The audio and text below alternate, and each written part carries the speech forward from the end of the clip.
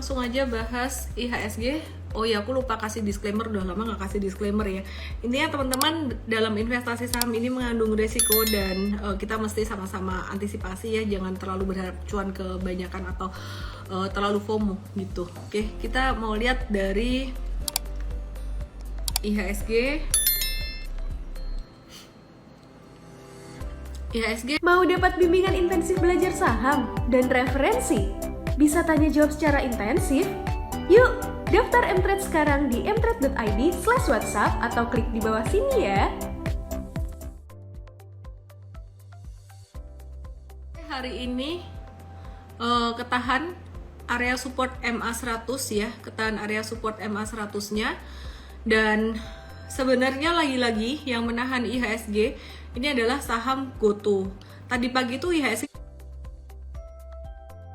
ini sebenarnya udah breakdown, kelihatan dari ekor di sini turun 0,7%. Tapi kemudian sore hari ditutup naik lagi gitu. Dan yang bikin dia naik ya cuman GoTo aja gitu. Nah, GoTo sendiri saat ini gimana pergerakannya? Ini kebetulan dia ngikutin path yang sempat aku gambar beberapa hari yang lalu. Dia turun di area support MA20-nya, kemudian dia berpotensi untuk mantul. Cuan Mtrade hari ini tadi belum masuk ke GoTo, kita masih wait and see dulu ya. Kita masih wait and see karena dia naiknya udah agak tinggi, lumayan signifikan dari bottom sampai ke atas itu, bahkan udah melewati harga IPO-nya dia. Kita lihat dia dari bawah sampai ke atas nih naik sekitaran 125%-an dalam rentang waktu kurang dari 1 bulan, betul. Dalam rentang waktu ya sekitaran 1 bulanan lah, dari Mei ke Juni ini. Jadi kita mulai agak-agak waspada kalau misalkan ada yang profit taking gitu. Jadi kita mau masuk ke GoTo tapi wait and see dulu untuk trading aja sih. Ada kemungkinan dia akan sideways, bentuk sideways kayak gini, oke? Oke. Jadi intinya sih IHSG hari ini naik atau menguat, itu menguatnya belum terlalu signifikan ya teman-teman ya, cuman karena GoTo doang. Cakep ya, bisa mantul pas MA20. Kalau teman-teman perhatikan IHSG ini dia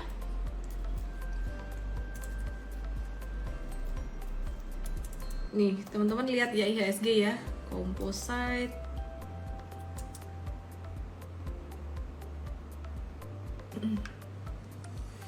Dia mantul di MA100 di sini. Ya, jadi dia mantul di MA100, ketahan MA100-nya. Tadi waktu dia turun di sini dari MA100 nih di 6940, kita lihat bahwa dia bisa turun sampai ke 6700. Intinya kalau turun di bawah 6940, IHSG itu bisa ke 6700 dari MA100 ke MA200-nya. Masih bisa nggak terjadi kayak gitu? Masih bisa banget. Jadi jangan ngelihat wah ini kayaknya bagus terus jadi nggak waspada, jangan gitu. Terus kita lihat saat ini saham-saham big caps perbankan itu juga masih sideways. Jadi teman-teman kalau mau nawar sebenarnya masih bisa dapat agak-agak murahan gitu. Ini BCA, terus ini BRI. BRI ini juga masih sideways. BRI sendiri masih bisa turun sampai 42 atau 43-an, 4250 tuh masih bisa. Terus Bank Mandiri dia masih bisa terkoreksi juga sampai ke area support 7.800-an. Terus ada BBNI dia masih bisa ada koreksi juga. Jadi jangan kebanyakan kalau masuk. Dan ini teman-teman kalau diperhatiin ini dia ngebentuk lower high. Ya, dia ngebentuk lower high gitu. Oke ya. Jadi untuk BBNI supportnya di level 8.000-an, kalau dia turun bisa sampai ke level 7.300.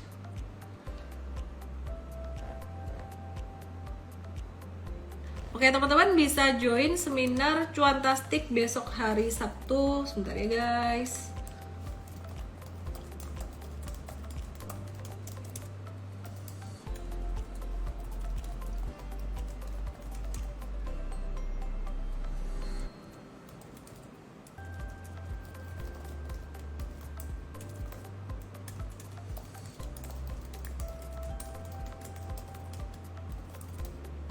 Oke, Sabtu nanti kita akan belajar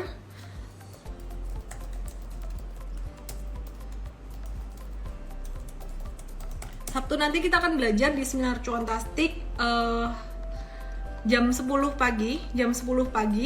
Kita akan belajar tentang strategi cuan dari trading saat market galau.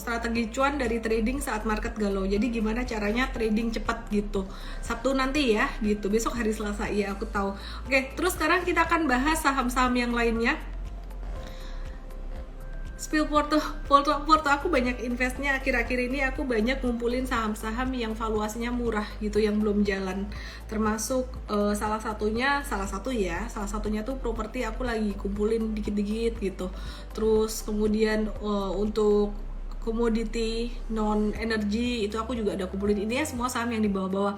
Dan untuk saham consumer good yang kita juga udah bahas selama beberapa bulan ini tuh juga aku juga ada gitu. Oke, sekarang kita mau bahas saham consumer good yang hari ini tadi juga manggung. Kita lihat di sini.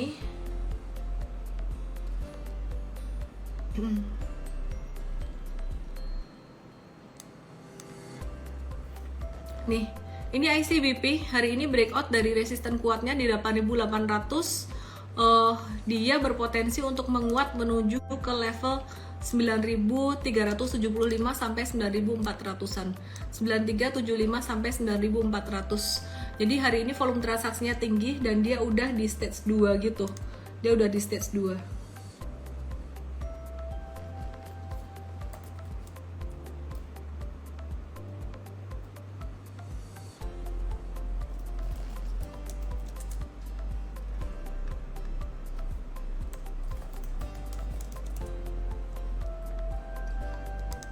Oke, terus apa yang harus dilakukan teman-teman?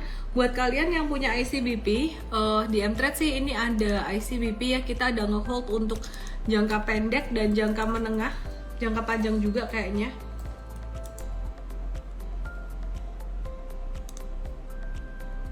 ICBP.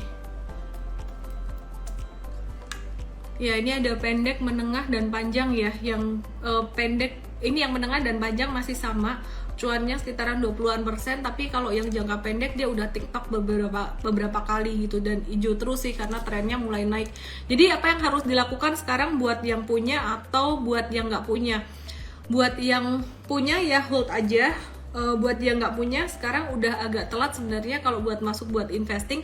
Jadi kalau teman-teman mau masuk buat investing di angka segini, ini jangan banyak-banyak ya, karena bukan best price lagi gitu. Sekarang kan harga CPO tuh lagi turun-turunnya, makanya ICBP bisa naik. Nanti kalau misalkan harga CPO-nya naik lagi, ICBP bisa turun. Jadi buat teman-teman yang mau investasi jangka panjang dan belum dapat ICBP-nya, better nanti nunggu koreksi deh, nunggu harga CPO turun gitu. Jadi udah agak telat buat yang beli investasi. Meskipun valuasinya juga masih murah saat ini. Hold sampai kapan, C? Tanya C Alifah. Holdnya kalau jangka menengah sih kita sampai trennya patah. Tren patah tuh ada 3 macam cara. Yang pertama pakai MA20 biasanya, atau pakai garis tren, atau pakai kotak-kotak Darvas kayak gitu. Jadi nanti kita akan kasih tahu secara real time di Mtrade. Kalau kita ngehold jangka menengah itu the sky is the only limit. Jadi kita nggak batasin kayak yang harus ngehold sampai kapan. Kita nggak tahu batasnya langit itu seberapa tinggi gitu. Jadi sekuatnya gasnya dia gitu. Oke, terus kemudian buat yang telat gimana dong, yang telat masuk di situ, ntar aku kasih tahu masuk di mana, tapi teman-teman masih harus bersabar. Oke, ini Indofood juga dia menarik. Kenapa dia bisa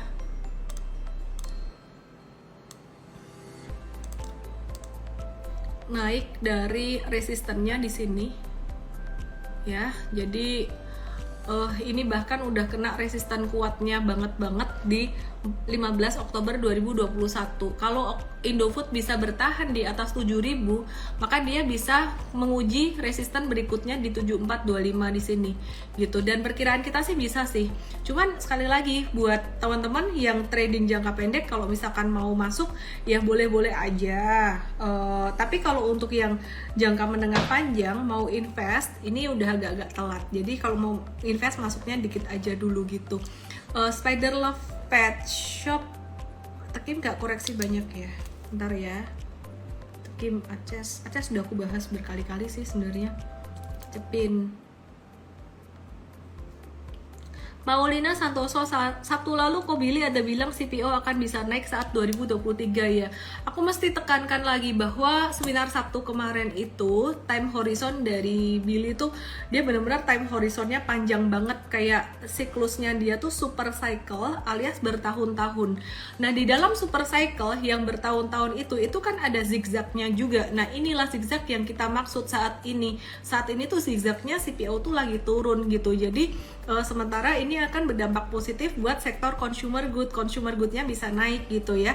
Jadi koreksi normal aja naik, dan juga inflasi yang tinggi ini memungkinkan mereka untuk menjual dengan harga jual yang lebih tinggi untuk sektor consumer good ini. Oke, sekarang kita akan review untuk Unilever. Unilever seperti yang aku sempat bilang beberapa kali, patternnya cakep banget, bahwa dia patternnya tuh membentuk pola flag. Aku udah punya Unilever, waktu itu aku punya nggak banyak, terus kemudian aku kepengen dia tuh ada koreksi ke supportnya di Fibo 50 dan 61, tapi kayaknya nggak dikasih deh, karena hari ini tadi naik dengan volume transaksi tinggi. Jadi aku baru beli separuh kapan hari Unileverku, terus hari ini tadi aku nambahin separuh lagi. Jadi kayak posisiku buat Unilever ini udah full, alokasinya buat segitu tuh udah full gitu. Dan my plan personally kalau Unilever ini aku akan nge-hold gitu, lumayan lama sih untuk jangka menengah. Nah tapi kalau teman-teman buat swing trading di area 5.400 ini rawan profit taking. Di M-Trade kita ada kasih petunjuk juga untuk Unilever buat jangka pendek, menengah, dan juga panjang gitu ya. Oke. Terus HMSP udah lewat excome date dividen, besok giliran ngebul, kata Teddy Polandra. Oke, sekarang kita review ya HMSP dan Gudang Garam GGRM.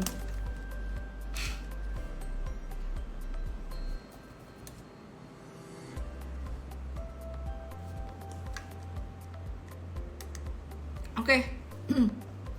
Sekarang kita lihat HMSP dan GGRM ya.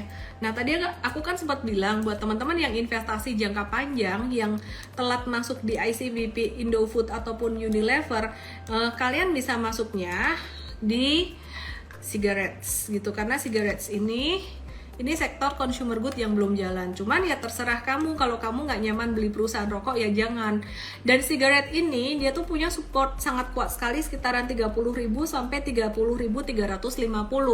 Jadi kalau misalkan dia bertahan di atas 30.350 ini sangat bagus, dan harga terakhir tuh 30.700, which is ini deket banget nih sama support, jadi resikonya rendah. Nah aku sempat kenalin support kuat model-model kayak gini beberapa kali. Contohnya S Hardware yang waktu itu ketembus ke bawah ya. Jadi S Hardware waktu itu support kuatnya 960 dan dia ketembus ke bawah. Terus kemudian nanti aku akan bahas secara terpisah. Kemudian ada juga BSDE.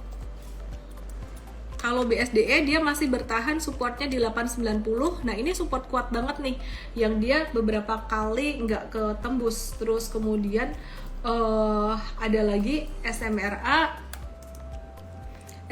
Nah kalau SMRA nih support kuatnya, teman-teman tahu ya yang aku maksud ya, support kuat di sideways-nya tuh 655 ini ketembus. Sekarang aku mau balik lagi ke GGRM. Intinya gini guys, aku cuma mau kasih tahu batas bawah buat kalian. Kalian mau investasi boleh, mau jangka menengah boleh, mau jangka pendek boleh. Yang penting kalian tahu batas bawahnya.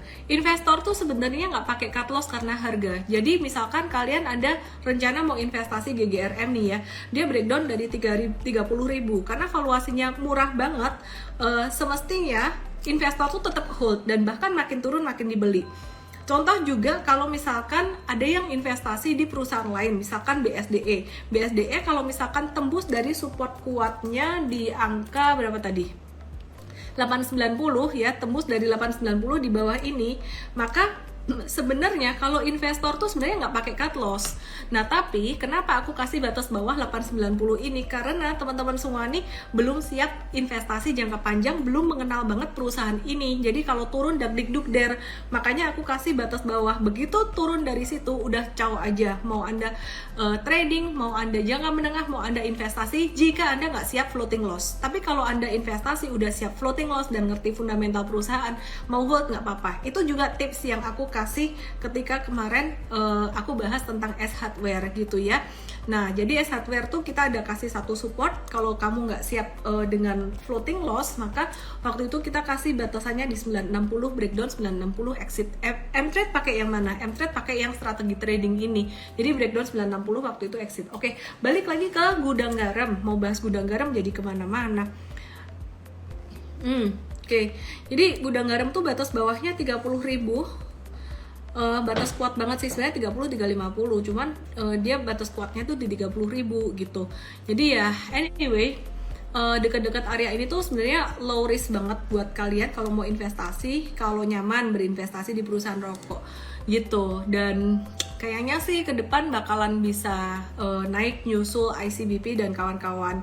Kenapa? Logikanya aja sih sebenarnya perusahaan-perusahaan bagus yang valuasinya murah tuh udah jarang. Gimana dong dengan sentimen kenaikan cukai rokok? Itu udah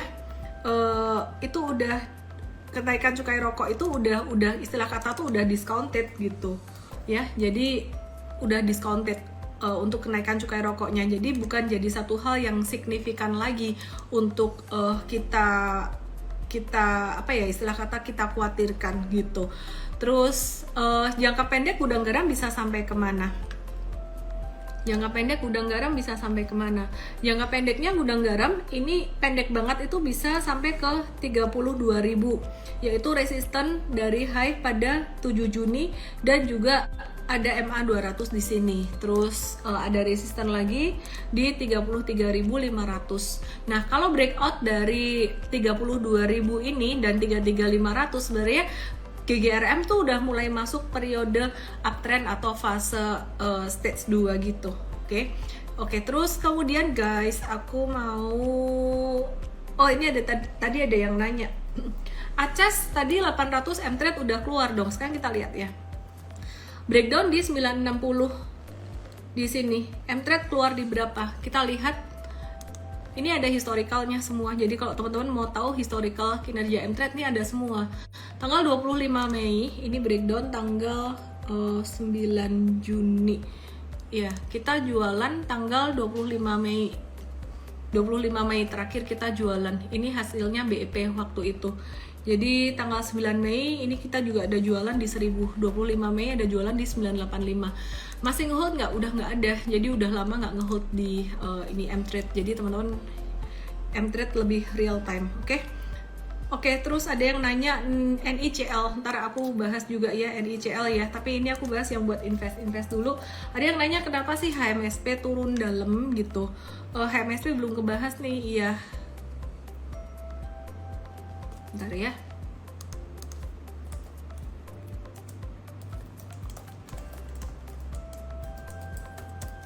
Oke. Ada yang nanya BBKP, nyangkut di BBKP, ntar aku bahasin juga ya. HMSP, kita lihat ya HMSP ya.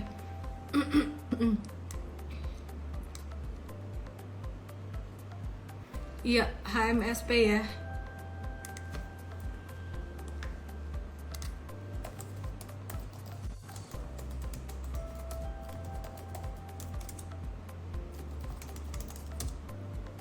Oke. Dia hari ini jatuh tuh kena supportnya di MA 100 sih. Jadi ada kemungkinan ada pantulan. Terus support terkuatnya dia ada di level 890. Iya, HMSP kan habis bagi dividen ya. Jadi hari ini ex date, kemarin come dev gitu. Jadi wajar lah dia turun.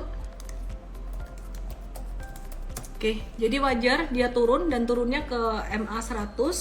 Kalau misalkan koreksi lagi ya ini jadi kesempatan buat teman-teman yang mau investing gitu. Terus hari ini saham-saham komoditas turun, aku akan bahas nanti komoditas.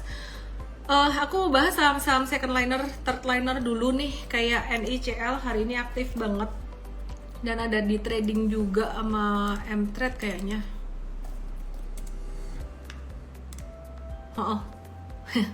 Lagi.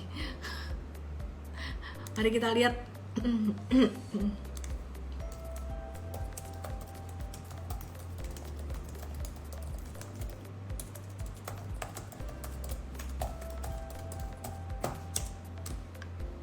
Oke, kita lihat NICL ya.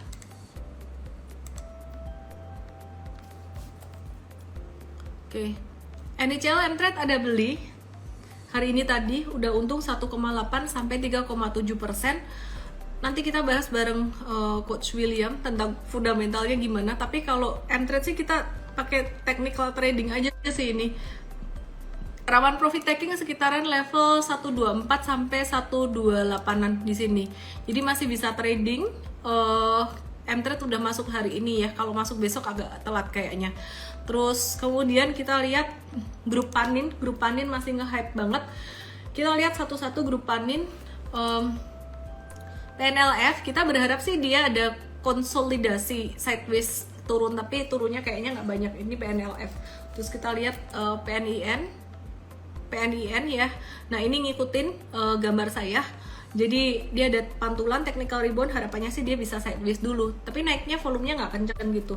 Terus PNBS, nah M-Trade masuk di PNBS gitu. Tadi ada trading di PNBS. Tradingnya tadi dia naiknya lumayan kencang, habis itu dibanting lagi turun ke bawah. Jadi agak hati-hati ya di PNBS ini, di grup Panin dia pergerakannya sangat volatile. Jadi saham-saham grup Panin yang lain-lain udah agak ketinggian, yang baru mulai mau jalan tuh si PNBS. Be very careful di sini, agak-agak gerakannya agak liar, jadi teman-teman hati-hati aja. Oke, banyak yang minta Harum hari ini turun lumayan banyak. Harum yang bagus sekarang sektor apa? Kalau aku sih ngelihatnya consumer goods, karena komoditi dalam jangka pendek ini turun, CPO dalam jangka pendek turun, jadi consumer goods terdampak positif gitu. Terus Harum, kita lihat Harum. Ya Harum sementara ini lagi nggak harum. Ya udahlah, biarin aja, ini udah dibahas beberapa kali juga gitu. Dia lagi, kita jangan denial lah teman-teman, dia lagi downtrend, ya udah biarin aja dulu. Copy paste, dia target kejatuhannya sekitaran 1.300, jadi masih bisa turun lagi, nggak usah kaget gitu. Dan di M-Trade kita cek Harum masih ada nggak? Udah nggak ada, udah jual kapan-kapan hari 8 Juni. Cut loss sih, ini sempat untung berkali-kali Harumnya, terus cut loss kali, ya udah dong, wajar lah, masa nggak pernah cut loss, itu namanya bohong kalau nggak pernah cut loss. 8 Juni di sini, di sini kita cut loss di sini, karena waktu itu buy breakout, habis itu turun. Oke. Jadi untung pakai cut loss. Boleh masuk untuk investor nggak Harum? Tanya Monasun.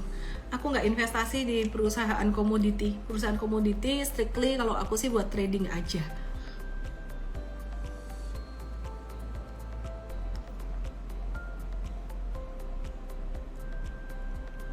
MDKA, Arto, BBYB, ADMR, Indi, banyak bener yang ditanyain. MDKA, Arto, BBYB, apa tadi? Adaro, Indi. Nanya banyak. Mani Biro, kirimin dulu makanan yang enak-enak. Canda ya. Oke, buat teman-teman yang galau-galau dengan market tiap hari kayak gimana biar dapat petunjuk secara real time, langsung aja deh join sebagai user VIP M-Trade dengan cara klik link di bio saya atau ke mtrade.id. Karena meskipun market lagi volatile kayak gini, ini kenyataannya di M-Trade itu juga masih tetap ada cuan-cuannya juga loh, ada trading cuan juga gitu. Dan ini aku kasih lihat, ini dagangan M-Trade ya, ini yang jadi apa yang kita tuai setelah kita menabur. Akhirnya kita menaburnya 18 Maret. Kita menuainya hari ini tadi untung 26 sampai 27% ya. Jadi kalau M-Trade ijo jualannya, mungkin yang merasakan adalah member-member yang udah ikut menabur sama kita dari quite a while ago gitu. Jadi mesti harus sabar, trading tuh sabar. M-Trade kita tidak menekankan strategi get rich quick yang dalam sehari langsung ijo banyak, arah-arah gitu, enggak. Jadi kita mesti sabar. Sekarang aku kasih lihat ya. Nih, SCMA cuan 7-11%. Aku bukan mau pamer cuannya, aku cuma mau pamer bahwa semua itu ada proses dari 16 Juni. Nah, ini malah baru nih, 4 hari doang. Ya, ini thanks to our team, baik tim coach, tim engineering, tim product, semuanya. Ya, jadi ini kerja tim. It's not Ellen made, but the whole team gitu. Terus kemudian ini PNBS, ini jangka pendek ya cuan sekitar 4,8 sampai 73,3%, ini baru sih. Nah ini HMSP, kita menaburnya tuh udah lama dari April kemarin, hari ini turun kayak gitu, kita jual tapi masih hijau. Yang penting cuan guys, yang penting cuan. Terus Bluebird ini jangka pendek juga kita masih bisa cuan 3-7% gitu. Ada ruginya nggak? Ada ruginya. Tapi ya masih bisa banyak ijo-ijonya loh di market yang kayak gini gitu. Ya intinya begitu deh. Thank you GJE 5000. Ya intinya begitu deh teman-teman, join mtrade aja lah daripada galau-galau gitu. Pokoknya kalau join mtrade asalkan kamu sabar, bukan maunya trading yang ajrut-ajrutan ya. Kamu pasti berbunga dan berbuah. Sabar-sabar aja.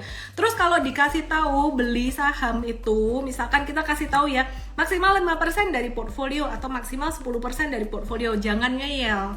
Kalau kamu ngeyel, tahu-tahu belinya random-random banyak-banyakin, marketnya lagi koreksi kayak gini, ya mau apa dikata gitu. Oke. Kalau bingung mau milih saham apa, ya gak usah dibeli dulu, pelajari dulu gitu ya. Jadi jadiin materi pembelajaran dulu gitu. Terus ini lucu, Fureba Ai. Kalau aku nggak ikut beli, kok malah pas untung, yang aku ikut beli pas rugi. Ya berarti ini main probability kan, berarti kamu belinya dikit-dikit aja gitu, kayak ngetes, kayak kita trading ngetes gitu. Atau nggak beli dulu juga nggak apa-apa. Kayak ada satu member tuh dia beberapa bulan tuh beberapa bulan tuh kayak belajar dulu gitu. Oke. Join mtrade berapa sih? Kayak 375.000 doang kalau per bulan bisa cicilan itu. Jadi setahun 4,5 juta, cicilan jadi sebulan 375 doang. Anyway, yang belum sanggup untuk join sebagai VIP user sih, ya nonton IG live doang bisa kok, belajar. Cuman kadang bisa ya telat-telat gitu. Karena aku end of day update-nya. Oke, aku mau update satu saham yang buatku menarik banget. Yaitu apa coba tebak, saham ini udah turun lumayan banyak.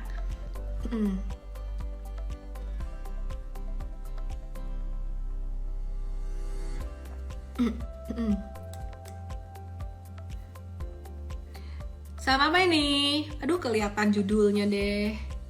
Saham apa ini? Yang bisa nebak, aku kasih, aduh kelihatan judulnya. Aku kasih hadiah mtrade. Apa coba? Bumi kagak.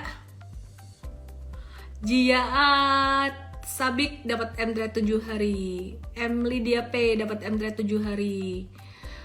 Vailin Yumela dapat mtrade 7 hari. Nona Jas, Edi Changs. Udah, yang lain nyontek setelah itu ya. Jadi DM saya dengan kode EMT7, nama, email, dan WhatsApp. Aku lagi buat saham ini, Saratoga. Dia udah turun banyak dan aku sih suka perusahaan ini, secara fundamental dia menarik. Dan dia juga punya banyak kelolaan di sektor komoditi. Komoditi kan lagi turun-turunnya ya. Ntar kalau dia naik juga dia akan berdampak positif gitu. Terus kita lagi nungguin di support 2600, lagi wait and see di situ. Terus kemudian selain ini aku juga lagi watch untuk yang tadi ditanyain. Ada yang nanya nih, kok dari 1500 turun jadi 840 sih? Iya, aku lagi nungguin ESA, Surya Esa Perkasa. View aku gimana untuk Surya Esa Perkasa atau ESA ini dia bakalan kemungkinan bisa turun sampai sekitaran 660 atau 700-an, dan abis itu baru mantul lagi gitu. Jadi kita wait and see di area tersebut supaya dapat murah. Nah, mtrade sendiri untuk ESA itu kita udah jual trading berkali-kali nih ya. Ada untung jangka menengahnya 140 sampai 152%, which is itu yang paling beggar sih tahun kemarin, tahun ini. Terus ini ada yang rugi, ada yang untung, rugi, untung ya. Jadi jangka pendeknya sempat untung berkali-kali ya. Intinya kita trading nggak bisa lah 100% untung semuanya, tapi ada kemungkinan secara probability itu lebih banyak cuannya gitu. Terus untuk ESA, Surya Esa Perkasa ya wait and see dulu aja, karena aku ngelihat fundamentalnya masih oke, masih cukup menarik. Kita wait and see sekitar 650 sampai 700-an, nunggu technical rebound. Unilever udah dibahas. Ya, sudah. Esa nunggu 350 sadis. Andri TJ, ARB jadi normal seperti 2 tahun yang lalu. Sepertinya seru ya, Miss. Haha. Oke, kita bahas sekarang ARB kalau jadi 35% gimana? Sebelumnya dibatasin cuma 7%. Kalau sampai 35% gimana? Sebenarnya kalau di luar negeri itu nggak ada intervensi. Jadi market mau naik berapa banyak, mau turun berapa banyak tuh nggak ada intervensi. Jadi kalau ada intervensi dari bursa, sebenarnya ini untuk melindungi investor, ya beruntunglah Anda. Tapi kalau nggak ada intervensi, berarti kita yang harus memperpintar diri kita sendiri dalam hal manajemen resiko. Nomor 1, utamain berinvestasi jangka panjang, jangan kebanyakan trading aja, mumpung masih ada perusahaan yang fundamentalnya murah. Jadi portfolio kita seperti satu ember yang diisi batu-batu besar dulu, diisi perusahaan berkapitalisasi gede dulu gitu. Nah, contohnya kayak BCA, terus kemudian saham-saham consumer goods ini, ASII, nah, yang udah sering saya sebutkan. Pastinya belinya pas lagi turun. Kemudian yang kedua, baru isi portfolio jangka menengah panjang dengan saham second liner, saham yang agak kecil-kecil tapi secara fundamental bagus, turn around. Yang ketiga, baru isi sisa portfoliomu untuk saham trading. Nah, trading ini pun harus dibagi. Tradingnya trading yang jangka menengah atau jangka pendek gitu. Jadi saran aku sih jangan kebanyakan scalping saham-saham micin, saham-saham gorengan. Saham-saham gorengan tuh saham yang kayak gimana? Yang bidnya tuh bisa tiba-tiba tebel banget tapi overnya dikit, terus bid di bawahnya dikit, tahu-tahu bidnya bisa hilang. Jadi hati-hati kalau misalkan bid itu banyak, tiba-tiba ada satu yang banyak tapi di bawah-bawahnya dikit, itu bisa tiba-tiba hilang. Jadi itu tips untuk teman-teman jika nanti ARB-nya jadi 35%. Yang paling berbahaya adalah saham-saham yang likuiditasnya kecil dan kapitalisasinya kecil. Logikanya gampang, dia gampang ditarik, dia gampang dibanting dengan uang yang nggak begitu banyak. Maka dari itu kita pilih perusahaan yang kapitalisasinya lebih jelas. Oke.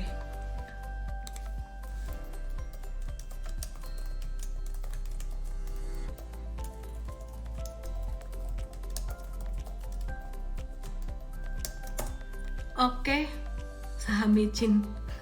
Kakean gorengan ya nih Pak Teddy, kakean gorengan jadi batuk-batuk aku. Koin micin, saham micin. Tadi mau bahas Saratoga langsung loncat, belum ada kesimpulan. Oh, kesimpulannya Saratoganya aku balik deh ke Saratoga. Disclaimer ya guys ya, aku belum suruh beli atau gimana.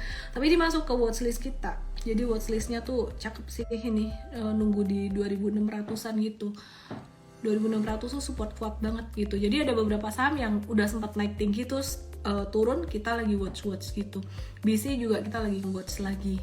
Terus saham-saham komoditas batu bara udah banyak yang turun. Ini Adaro aku bersihin aja gambarnya karena udah nggak relevan gambar ini. Nah, dia turun kena support nih, dekat support MA100. Jadi kita mulai wait and see. Aku kelupaan invite Coach William, kamu mau bahas saham apa? Oke. Penting banget yang mau dibahas sama Coach William malam hari ini. Antam IRG tar ya. Halo. Ya, halo Miss. Hai William, apa kabar? Baik. Oke, malam hari ini ada apa yang penting yang kamu mau sampaikan? Mungkin lebih ke arah general dulu, misalnya tentang market aja ya. Jadi ya tadi juga kita udah discuss dan misalnya ada meeting. Jadi memang overall sih memang teman-teman ya perlu perlu memanage ekspektasi dengan baik lah dengan kondisi market yang ya memang kita bisa melihat lah ya bagaimana market di US, di global semua lagi challenging termasuk Indonesia gitu. Jadi ya tentu ini membuat kita harus lebih hati-hati lah dalam bertindak, mau trading, mau investing dan sebagainya gitu. Makanya tadi ini sudah baru bahas tentang bagaimana antisipasi kalau kebijakan ARB 35% bakal diimplementasikan.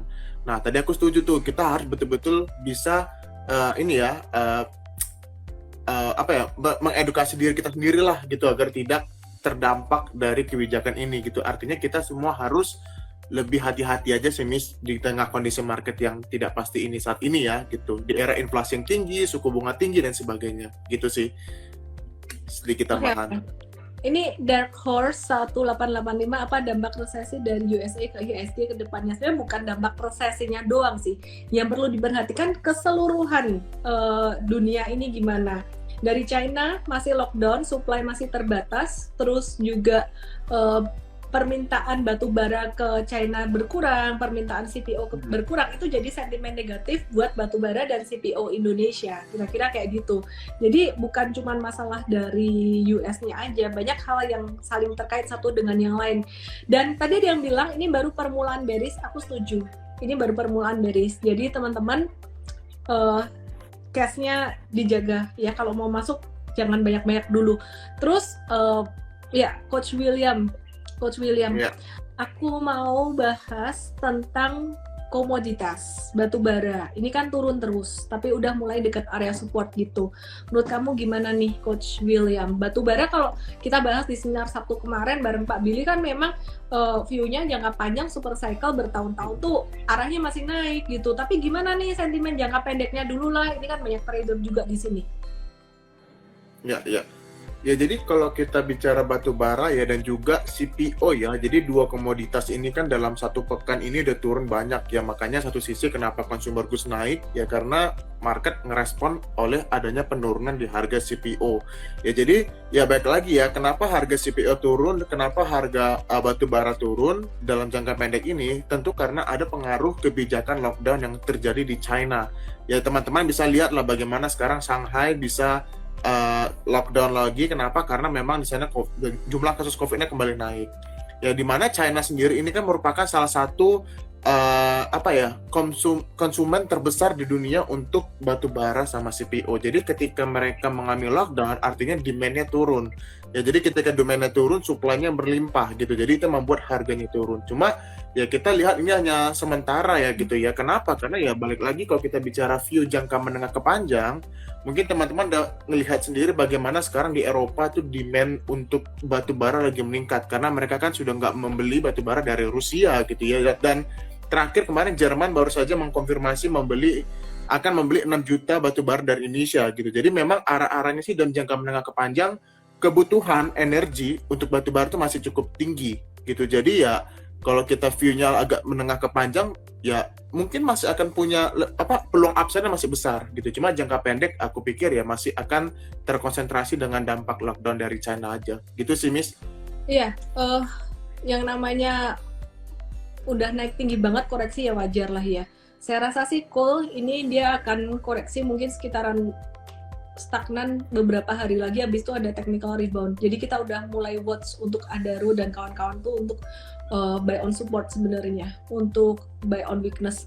Ini ada yang bilang Nara Onigiri, kok masih anget banget ini Jerman sama India butuh banyak order ke Indo ya, tapi China-nya berkurang gitu. Jadi memang ada plus dan minusnya. Miss Kurusan, aku sangat senang baca itu. Suaranya hilang so sih. Suara aku ada nggak? Ada kan ya? Aman ya? Oke. Terus Coach William, aku mau bahas tentang Mayora. Hari ini Mayora naik tinggi banget dan chartnya tuh cakep banget guys. Aku mau bahas chartnya dulu deh. Chart dulu atau FA dulu ya? Chart dulu deh ya. Cakep banget Mayora ini. Jadi volume tinggi ini menunjukkan bahwa dia tuh confirm breakout untuk jangka menengah, bagus banget. Dia mulai masuk dalam stage 2 atau fase keduanya dia mulai masuk dalam uptrendnya gitu ya. Jadi path-nya kira-kira gimana? Path-nya kira-kira kayak gini, dia akan naik dikit dan kalau dikasih koreksi sampai 1840, wah itu level buat nawar yang bagus guys gitu. Jadi kira-kira path-nya kayak gini nih Mayora ya. Jadi kalau ada koreksi bisa dimanfaatkan buat buy on weakness. Sementara itu M-Trade tadi udah masuk guys dan udah mulai hijau. Jadi jangan lupa teman-teman join sebagai user VIP M-Trade, mumpung sekarang lagi waktunya menabur banyak saham-saham yang murah gitu. Oke, Coach William, Mayora gimana nih? Oke. Kalau untuk Mayora sih pertama kita ada baru upload satu artikel ya di Mtrade ya. Jadi di situ kita juga membahas tentang dampak pelemahan rupiah terhadap beberapa emiten, dan salah satunya kita ada mention di sana Mayora. Ya, tentu Mayora di tengah pelemahan rupiah mereka akan diuntungkan karena sebagian besar penjualan mereka tuh ekspor. Ya, dan menggunakan US dollar pastinya gitu. Jadi kalau kita lihat per kuartal 1 kemarin itu penetrasi ekspor dari Mayora itu mencapai 38% terhadap total penjualan dia, which is itu bagus buat menyeimbangkan risiko secara domestik. Karena bagaimanapun penetrasi ekspor semakin besar semakin bagus. Ya, itu yang pertama kenapa Mayora menurut aku diapresiasi oleh market, karena memang rupiah kita juga lagi melemah. Yang kedua mungkin yang tadi kita bahas di awal ya, dampak penurunan pada harga komoditi, bukan hanya dari CPO tetapi gandum. Gandum kalau teman-teman lihat dari titik tertingginya di pertengahan Mei kemarin itu per hari ini sudah turun sekitar 16%. Jadi ini mungkin juga direspon oleh pelaku pasar bahwa era kenaikan komoditi untuk gandum udah mulai turun gitu ya, karena selama ini memang dia kena dampak dari sana gitu. Jadi kurang lebih sih untuk saat ini masih itu misalnya sentimennya. Tapi kalau kita bicara valuasi ya, kalau kita teman-teman lihat kinerja kuartal 1 tuh Mayora kan turun banyak gitu ya. Jadi memang PI-nya jadi tinggi gitu ya. Jadi kalau menurut aku sih mungkin concernnya masih di valuasi aja sih, dan juga ya kita perlu hati-hati ya merespon penurunan harga komoditi ini. Kenapa? Karena harga oil itu ternyata masih cukup naik ya teman-teman, masih cukup tinggi. Jadi biasanya kalau harga oil tinggi, ya cepat atau lambat pasti semua harga komoditas pasti akan ngikutin gitu. Karena bagaimanapun kiblat dari harga komoditi itu adalah di harga oil. Itu sih misalnya kurang lebih tentang Mayora. Oke, nice. Oke. Coach William. Iya. CPO ini kan tadi turun agak-agak breakdown gitu. Kenapa CPO turun? Nah, mungkin kalau kita bicara CPO ya, ini salah satu peran yang memegang memegang dampak dari penurunan harga CPO itu ternyata dari Indonesia sendiri. Kenapa? Karena kemarin Indonesia melalui pemerintah Indonesia melalui Pak Luhut itu memutuskan untuk mempercepat izin ekspor CPO atau istilah itu disebut flash out gitu ya. Jadi kemarin kan sempat ditahan ya, dilarang ekspor gitu. Tapi akhirnya ekspornya kembali dibuka, dan pemerintah ingin cepat-cepat agar ekspor yang selama ini CPO yang selama ini ketahan dilepaskan ke publik, ke global, diekspor secepatnya. Jadi itu membuat supply CPO mendadak banyak. Sementara demand dari dunia, terutama dari China turun karena mereka di lockdown. Jadi dengan turunnya demand, terus melimpahnya supply CPO, terutama dari Indonesia, itu membuat harga CPO itu mengalami penurunan. Seperti pada hukum ekonomi lah, supply and demand, begitu misalnya. Ini alasannya kenapa aku nggak mau investasi di saham komoditi. Aku kasih lihat ini. Kalau kayak gini, ini lebih enak buat di trading. Ini saham apa coba? Nggak dapat Mtrade sih yang jawab. dikasih. Oke, sebut ini saham apa? Aku kasih Mtrade 7 hari buat 5 orang yang jawabnya benar. Apa coba? Ini apa? Tebak. Masih terkait ya, Shade Fortu, Kristo Hehe 2 kali. Lagi ngebahas apa? Kok bisa sampai harum antam? Non aja sudah dapat, gak usah. Go Hendrik, Alkamora 41, Budi Kaiing dapat Mtrade 7 hari. Oke, good. DM saya MT7 nama email WhatsApp. Ini Ali guys, jangan ke harum atau ke antam lah. Kita lagi masih ngebahas CPO. Ya ini alasan kenapa aku nggak mau investing di sektor komoditi. Komoditi itu kalau lagi mau naiknya tuh kenceng cepat. Perhatiin aja di sini nih. Kalau mau naik kenceng. Kalau lagi mau hancurnya juga kenceng. Jadi nggak cuma CPO, itu call juga kayak gitu. Oke, terus banyak yang nanya Tekim.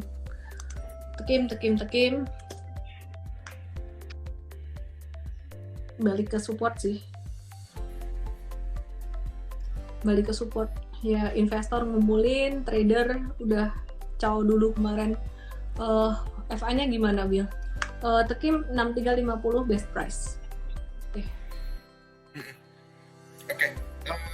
Kalau FA ya, ini juga pernah kita buat analisisnya di Mtrade. Jadi kalau teman-teman penasaran tentang view-nya seperti apa, teman-teman bisa ke Mtrade gitu ya. Di sana kita sudah, dan tim udah jelaskan kenapa The Kim kita pikir masih cukup prospektif. Tapi begini ya, kita kasih sedikit gambaran aja ya secara umum gitu ya. Kenapa The Kim masih oke? Karena pertama kalau kita lihat demand dari pulp itu masih meningkat. Terutama kalau kita melihat bahwa di era di era green energy banyak orang akan mengalihkan penggunaan plastik ke kertas gitu. Jadi memang sehari situ aja kita udah ngeliat ada prospek.